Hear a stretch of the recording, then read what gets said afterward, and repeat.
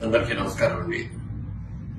ఈ రోజున విశ్వేశ్వరరెడ్డి గారి గురించి నాకు తెలిసిన కొన్ని మాటలు మీకు కూడా చెప్పాలని, మీతో కూడా పంచుకోవాలని కోరుకుంటున్నాను. ముఖ్యంగా ఆయన జస్టిస్ కొండా మాధవరెడ్డి గారి అబ్బాయిని సంగతి మీకు తెలుసు. చీఫ్ జస్టిస్ గా చాలా చోట్ల చేసినటువంటి ఆ వ్యక్తి, ఆ కుటుంబం నుంచి వచ్చిన వ్యక్తి. అలాగే అపోలో సంగీతారెడ్డి గారి శ్రీవారు. అలాంటి ఆయన నేను కలిసి 2014 నుంచి 19 వరకు ఎంపీలుగా చేశాము. అప్పుడు ఎక్కువగా గమనించేవాడిని ఆయన ఎంత నాలెడ్జిబుల్ అంటే ఆయనకి తెలియని సబ్జెక్ట్ ఇది అనిపించేది.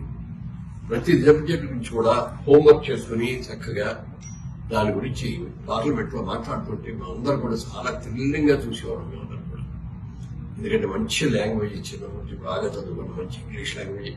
పార్లమెంట్ లో మంచి పేరు రావాలంటే ఇంగ్లీష్ లో అన్న మాట్లాడాలి, లేకపోతే హిందీలో అన్న మాట్లాడాలి. ఆయన 2 భాషల్లో కూడా రకరకాలుగా మాట్లాడిన మనిషి, చాలా చక్కని మనిషి.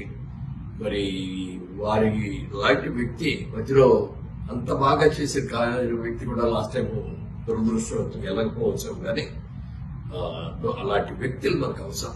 ఎందుకంటే మన కాన్స్టిట్యూన్సీ గురించి కానీ పార్లమెంట్ లో చెప్పాలన్నా, అక్కడి నుంచి మనకు కావాల్సిన నిధులు తెచ్చుకోవాలన్నా అలాంటి వ్యక్తులు ఉంటేనే తప్ప మరి రాజకీయాలు కూడా వ్యాపారంగా చేసేవాళ్ళు ఎక్కువగా ఉన్న ఈ రోజుల్లో అలాంటి వ్యక్తులు ఉండేది కరెక్ట్ కాదు. డెఫినెట్ గా మంచి మెజార్టీ తోటి విశ్వేశ్వరరెడ్డి గారిని మీరు తప్పనిసరిగా గెలిపించుకోవాలని మనస్ఫూర్తిగా కోరుకుంటున్నాను. థ్యాంక్ యూ అండి.